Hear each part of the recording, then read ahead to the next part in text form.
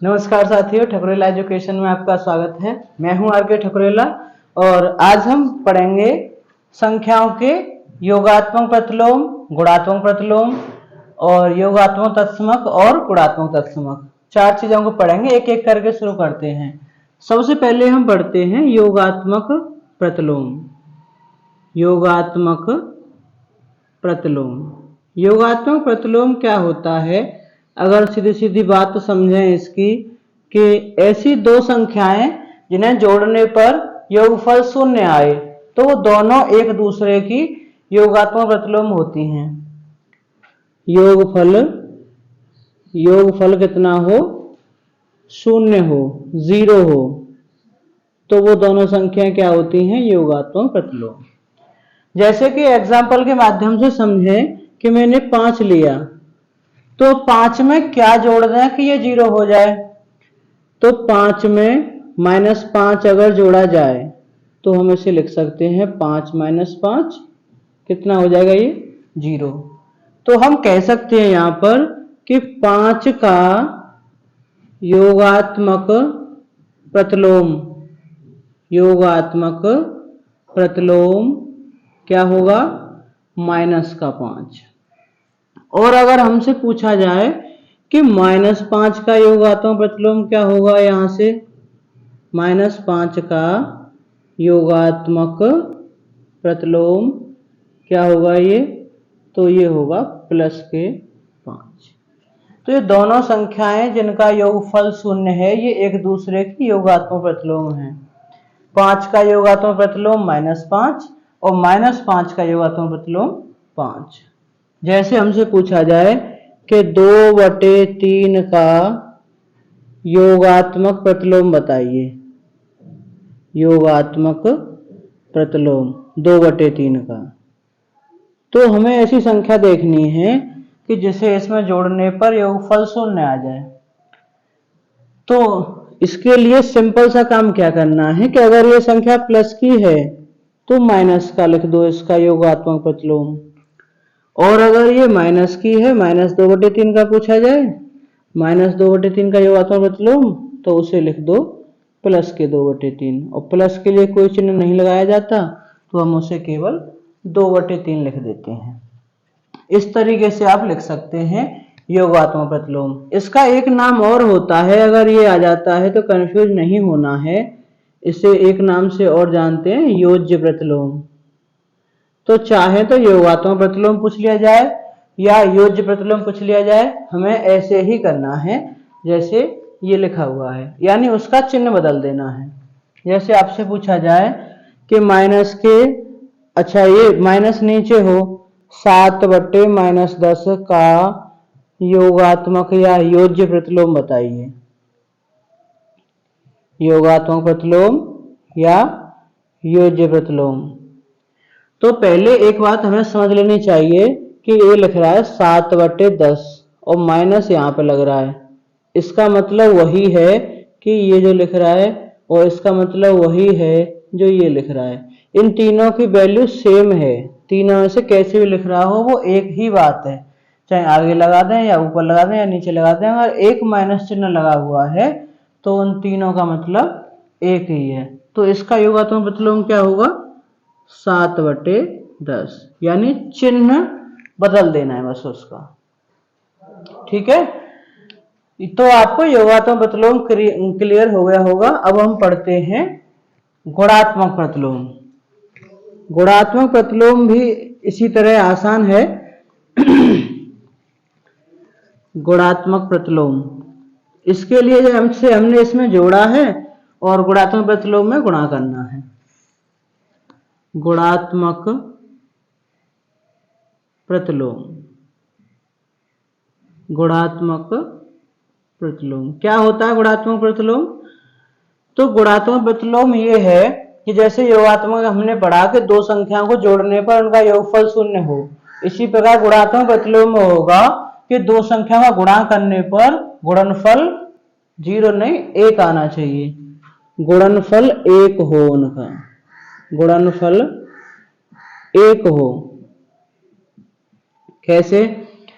कि देखो हमने कोई संख्या लिखी 5, और हमसे कहा जाए कि 5 का गुणात्मक प्रतिलोम बताओ। गुणात्मक प्रतिलोम, गुणात्मक प्रतिलोम का मतलब क्या है कि गुणा करने पर 1 आ जाए।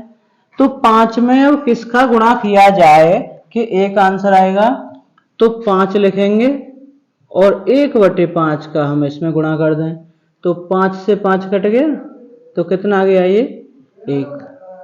5 में 1/5 का गुणा किया तो आंसर आया 1। अब इसका मतलब है कि 5 का गुणात्मक प्रतिलोम, 5 का गुणात्मक प्रतिलोम है 1/5। इसी का उल्टा पूछा जाए कि 1/5 का गुणात्मक प्रतिलोम क्या होगा। 1/5 का गुणात्मक प्रतिलोम तो ये होगा 5। ये तो एक संख्या की बात हुई और संख्या भिन्न के रूप में लिखी हुई है या परिमेय संख्या के रूप में लिखी हुई है। जैसे ये कहा जाए कि 2/3 का गुणात्मक प्रतिलोम बताइए, तो उसके लिए हमें क्या करना है कि 1 आना चाहिए इनका गुणा जिस संख्या के साथ, वही इसका गुणात्मक प्रतिलोम होगा। तो संख्या हम करके देखें 2/3। अब किसका गुणा करें कि 1 आ जाए, तो 3/2 का गुणा करेंगे तो इससे ये 1 बार कट गया, इससे 1 बार कट गया, कितना आ गया 1। तो 2/3 में 3/2 का गुणा किया तो आंसर आ रहा है 1। इसका मतलब है कि 2/3 का गुणात्मक प्रतिलोम कितना है 3/2। और 3/2 का गुणात्मक प्रतिलोम क्या है, 3/2 का गुणात्मक प्रतिलोम क्या होगा 2/3। बिल्कुल सही। तो सीधी सी बात क्या समझनी है कि जब हमें योगात्मक प्रतिलोम निकालना है, इस बात को समझना लिख करके नोट कर सकते हैं। नोट नंबर 1 है कि योगात्मक प्रतिलोम निकालना है। योगात्मक प्रतिलोम के लिए क्या करना है, चिन्ह बदलना है। चिन्ह बदलना है, यानी कि 5 का क्या हो जाएगा -5। और दूसरा क्या नोट करना है कि गुणात्मक प्रतिलोम के लिए, गुणात्मक प्रतिलोम के लिए क्या करना है, हमें उसे 1/, लिख देना है। क्या करना है 1/, यानी 1/, जो भी संख्या हो लिखना है। अब इसका मतलब क्या है कि जैसे 5 लिख रहा है तो 5 का हो जाएगा 1/5। अब ये 2/3 जो है इसका मतलब भी तो वही है। 2/3 को हम गुणात्मक प्रतिलोम निकालें तो 1/2/3 लिख दें। तो किसी संख्या के बट्टे जब कोई भिन्न होती है तो तीसरी संख्या ऊपर पहुंच जाती है, तो ये हो जाएगा 3 × 1/2। इसे क्या लिख सकते हैं 3/2। सीधी सी केवल एक बात याद रखनी है कि उसे 1/, लिखना है। ये चीज नोट कर लेंगे तो ये आपके आसानी से रिवीजन के लिए आसान हो जाएगा पेपर टाइम पर। ये दोनों चीज नोट कर लेनी है। गुणात्मक प्रतिलोम, योगात्मक प्रतिलोम आपके अच्छे से मैंने समझाए हैं। अब हम बात करते हैं योगात्मक तत्समक और गुणात्मक तत्समक। जिस प्रकार प्रतिलोम है उसी प्रकार थोड़ा सा अंतर है, तत्समक भी है। तत्समक में क्या करना है देखेंगे एक बार।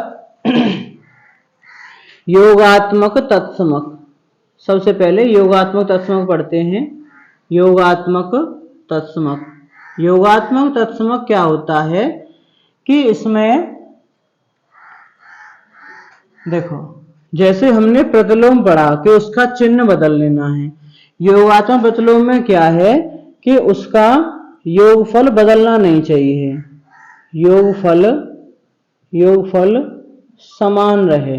ऐसी संख्या जोड़ो कि उसे जोड़ने पर योगफल वही संख्या रहे, योगफल वही संख्या रहे। इसका मतलब क्या है, जैसे हमने संख्या ली 5, तो अब ये योगात्मक तत्समक ये कह रहा है कि इसमें ऐसी कोई संख्या जोड़ो 5 में जोड़ने पर भी 5 ही रहे।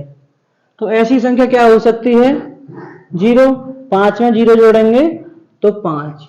तो हम लिख सकते हैं कि 5 का योगात्मक तत्समक क्या होगा? योगात्मक तत्समक होगा 0। आप ऐसे कोई भी संख्या ले लीजिए। आपने लिया 2/3, इसमें क्या जोड़ें कि वही रहे तो 0 ही जोड़ना है। ऐसे ही और भी कोई संख्या लेंगे तो 0 ही जोड़ना है, हर बार 0 ही जोड़ना है। -1/2 लिखेंगे, क्या जोड़ें कि -1/2 ही रहे तो 0 ही जोड़ना है। तो हम ये सार्वभौमिक रूप से ये लिख सकते हैं कि योगात्मक तत्समक ये लिख सकते हैं 0 योगात्मक तत्समक होता है। 0 योगात्मक तत्समक होता है।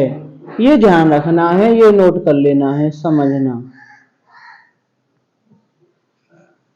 सब कोई भी संख्या लिख देंगे, उसका योगात्मक तत्समक क्या है? 0, क्योंकि 0 को जोड़ने पर ही उसके मान में कोई परिवर्तन नहीं होता है। ठीक इसी प्रकार है गुणात्मक तत्समक। अब गुणात्मक तत्समक क्या है इसे जान लेते हैं एक बार। अब बात करते हैं गुणात्मक तत्समक की।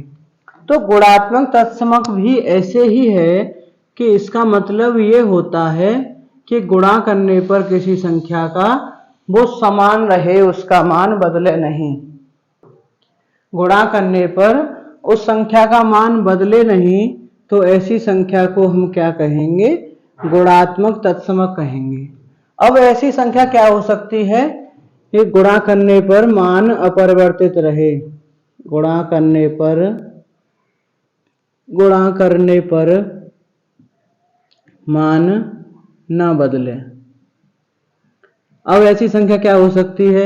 आपने संख्या ली 5, अब इसमें किसका गुणा करेंगे 5 ही रहे, तो 1 का गुणा किया जाए तो मान अपरिवर्तित रहता है। 2/3 लिखें, 1 का गुणा करें तो कितना है? 2/3 ही रहेगा। -3/5 लिखें, 1 का गुणा करें -3/5। तो एक ऐसी संख्या है जिसका गुणा करने पर मान अपरिवर्तित रहता है, तो एक क्या कहलाएगा? एक कहलाएगा गुणात्मक तत्समक। यानी आप लिख सकते हैं एक गुणात्मक तत्समक होता है। ठीक है, इन चारों चीजों को आप जरूर नोट करके रखें जो मैंने आपको समझना करके बताई है। बाकी आपकी समझ में आ ही गया है योगात्मक प्रतिलोम, गुणात्मक प्रतिलोम, योगात्मक तत्समक और गुणात्मक तत्समक। आपको ये वीडियो अच्छी लगी हो तो लाइक करेंगे और शेयर करेंगे, और पहली बार आए हैं चैनल पर तो सब्सक्राइब भी जरूर कर लेंगे। बहुत बहुत धन्यवाद।